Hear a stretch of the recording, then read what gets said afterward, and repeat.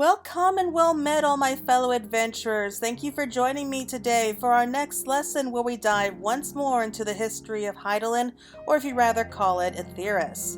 Now this is going to be part 5 where we will be picking up where we left off from our last lesson, so please sit back as we discuss the Calamity of Earth and the Fourth Era.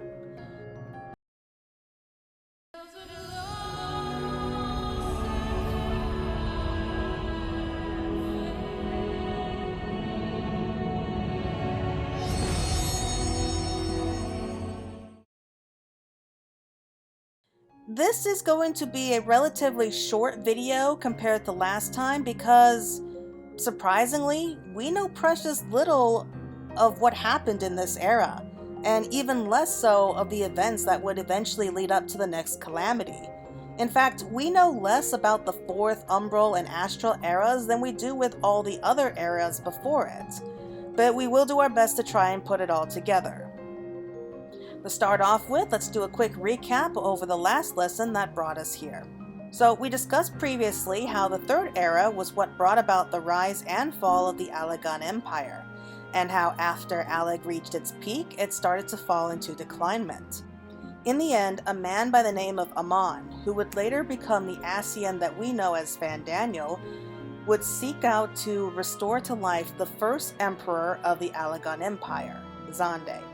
He believed that things in the empire had grown so bad that only a leader as strong and as powerful as Xande could possibly save it from its decaying state. So through much trial and error, including the effects of cloning, he was able to find a way to not only restore the old emperor to life, but also grant him immortality, which is very impressive, I will not deny it. I already did a separate lesson discussing all about Allag, so if you want to go ahead and take a look at that, please feel free to do so. But to make a long story short, Xande was resurrected and declared war upon Mericidia, which ended up resulting in several key events, such as the slaying of Bahamut and later the summoning of the primal Bahamut, as well as the imprisonment of the Warring Triad and Tiamat upon Azys Lla, even how Xande had made a deadly deal with the void scent known as the Cloud of Darkness. Well, after Allag conquered Mericidia, Xande had gone mad with longing to bring about the end of the world and tried to create a portal to the void to bring the Cloud of Darkness to this world.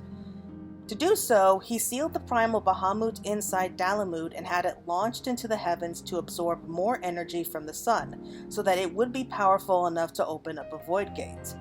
I guess he felt that there were worse ways of going out than being eaten by void scent. I don't know, I really don't follow his line of thinking.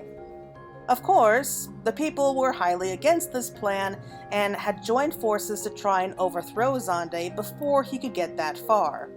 In the process, though, this caused Xande to act prematurely, and he tried to channel all of the energy directly into the Crystal Tower and try to force open a void gate right then and there. Though the tower had been fortified to endure all that ether, the land below it was another story. It was so powerful that the ground gave way, causing a massive earthquake that was able to sink the crystal tower in its entirety, swallowing up everyone inside, including Xande, whom were all put into a very deep sleep by the clone of Amon. Think of it as a very powerful form of hibernation.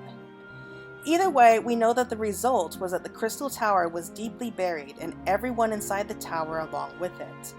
But unfortunately, the Resistance wasn't able to savor their victory for long because the Crystal Tower's collapse triggered a chain reaction of tremors that caused mountains to fall and tore the land asunder.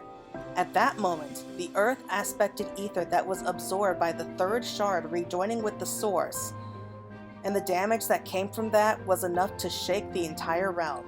Literally. As quickly as the quakes came, though, they faded. But that was a small comfort, because by the time the quakes had finally died down, the rest of the Allagan Empire was all but destroyed. Those few structures that were still standing were all but useless, for with the Crystal Tower now buried, civilization, which had almost completely relied upon the tower's energy to function, was plunged into utter chaos. Suddenly, the people who until then had been completely reliant upon such technology were suddenly without anything, and they were almost back to the Stone Age. Machines ground to a halt, lamps fell dark, and the lines of communication and transportation were severed all at once. Those who served on artificially levitated employment sectors such as Az's Law were suddenly trapped. The flow of supplies upon which they were relying on for maintenance caused their facilities to dry up. And without the energy and manpower to keep them in check, the monstrosities that were created and contained in these quarantine areas ended up escaping their cages and turned on their creators. Realizing that there was no hope in salvaging anything left in these locations, the floating islands were quickly abandoned by the remaining Allagons by the few remaining working airships before they lost power. They would remain uninhabited by all but the monsters there for 5 millennia until their rediscovery at the dawn of the 7th Astral era, but that's another story for another day. Instead, let's look more to what became of the Allagons, or more accurately, of the royal family that survived. The worldwide calamity had claimed the lives of most of the Empire's population, including the royal bloodline, save for one lone survivor. This was Princess Selena, who was quite clever despite her young age, and she quickly realized the true implications of the fall of the circus tower, and the fact that it had not truly been destroyed, only buried. Knowing full well what would happen if the tower were to ever become active again, as well as wishing to bring back the knowledge that her people preserved within the tower, she decided to take measures to ensure that her bloodline would survive even if she herself could not. For it was through Xande's blood that the pact was created with the Cloud of Darkness, and it could be used against her as well as with her. So using what remained of the Allagon's biotechnology, Princess Selena was able to transfer her bloodline and its potential to a trusted ally, with hopes that it would survive until it was needed once again. Proof of this power became known as the Allagon Eye, or the Royal Eye, and it can still be seen today with a certain Miqo'te of the G tribe. Ironically, it would be another calamity that the tower would reappear as Princess Selena had feared, though again, that's another story for another day. Moving back to the aftermath of the Calamity of Earth, we enter into the 4th Umbral era, and later into the 4th Astral era, which many refer to as simply the Forgotten Age. There exists almost no records of the years immediately following the fall of the Allagon Empire, for hardly anything was written down about it. It seems that the blame for the fall of civilization was placed firmly on man's lust for knowledge. The people deemed that the answers to life's mysteries were best left with the gods. Pursuit of that which lies beyond men's ken was seen as a sin, and that messing around with the laws of nature was the catalyst for his destruction. A widespread shunning of any and all manner of higher learning began after the people tried to pull themselves out of the rubble and work towards rebuilding their lives. Books were burned, and parents refrained from even teaching letters to their children. Any surviving Allagon technologies were destroyed, laboratories and research facilities were toppled or buried, and the learned, or rather what few remained, were either exiled or even killed. Civilization took a giant leap backwards to a time not unlike the 2nd Astral era, though perhaps not as God-fearing as the 2nd era. Either way, stories of the Allagon Empire survive now only in scripture as a hard lesson for mankind, where the fallen civilization was reduced to a simple device used to teach lessons on the sin of hubris. For approximately 1500 years after that, a recently confirmed discovery with an operating expulsion node found in Az's Law, the silent war against knowledge continued, the church manipulating what knowledge, if any, trickled its way down to the masses. Religious leaders even went as far as to introduce a new alphabet for their holy scriptures, taught only to men and women of the cloth, so as to solidify their control over the realm through the continued illiteracy of the common people. It is therefore ironic that this alphabet for the privilege would eventually evolve into the Eorzean script which we use throughout the realm today. So what else can we know of this time period?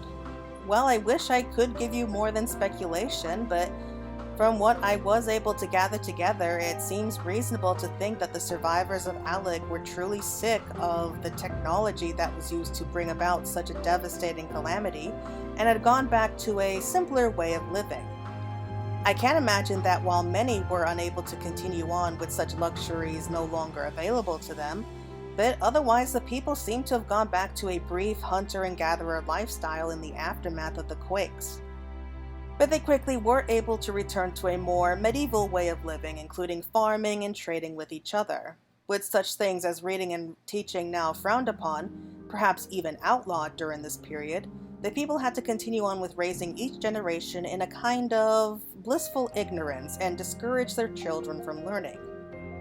It seems to have brought them a measure of peace to the people, though, for there were no major wars that we know of or any other natural disasters happening during this time. Nor were there ever any implications that there were things like witch hunts or infighting by the churches during this time period either. So it seems that for better or worse, for those 1500 years, it seemed to have been a time of a somewhat easy peace. But unfortunately, that peace wasn't meant to last, because the next calamity was upon the people here again. But as with nearly the entirety of the Fourth Astral Era, though, what caused the next calamity is a complete mystery. Even those few records that were able to survive till now all say the same thing as the tribal legends and stories go. They speak of a seemingly endless winter that brought bitter cold, raging snowstorms, and entire rivers turning to ice. This had to have been a very difficult time for the people, for without the ability to grow crops, much of the population perished, or was either forced to flee to the south and its more temperate climes. And while it is not uncommon even today for massive floating islands of ice to appear in the winter moons alongside Eorzea's northernmost coast, the Far Reach, in the 5th Umbral era, however, these frozen mountains are said to have appeared as far south as the Jade Sea, which is probably covering most of this part of the continent. It is believed that the Calamity of Ice took place over several years, or as it's also known as, the Age of Endless Frost. But there are a couple good sides to this. Despite the fact how much of the blood-brine sea was frozen solid, it did end up preventing fishing and the destruction of the population of sea life. But also, on the other hand, it allowed for the migration of the Miqo'te tribes from southern Ishbard to journey back into northern Eorzea.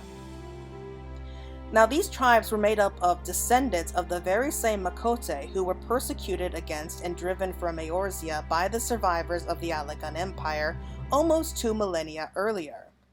The newly hardened ice of this frigid sea provided the tribes with a means around the massive peaks of Girabanya that prevented their return in the 4th Astral Era. And while there was little awaiting them in this ice-encrusted realm when they arrived, their uncanny ability in the hunt granted them a means of survival until the frost had melted. A cute little bit of information. During this time period, not long after their return to the realm, that the Miqo'te learned of the new Eorzean alphabet. The tribal leaders were quick to claim that the fact that the number of letters in that new alphabet, the 26 letters, directly corresponded with the exact number of tribes that had made the journey across the frozen seas. So subsequently, the tribes all decided that they would take one of those letters into their names. But that there was just the beginning of what would later become known as the Calamity of Ice. And that's it for right now. I know not really much else I can say at this time, but again, there's hardly any information regarding this time period other than the legends and songs that survived to modern day. So despite it being short, I hope that you all enjoyed the history lesson. So just a quick recap before we go.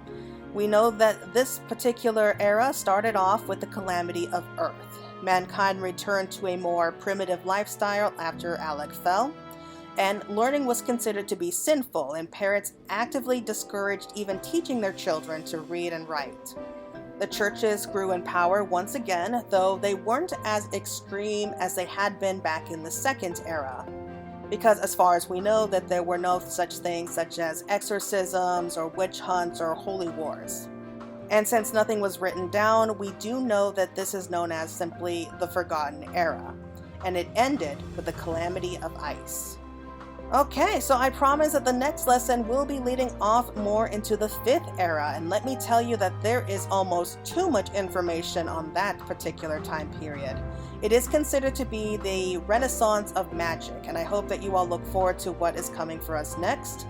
Anyway, everyone, that's it for now. If you like this video, please leave a like and subscribe down below for more like this one, and I hope you look forward to the next lesson. But until next time, everyone, may you walk in the light of the crystal.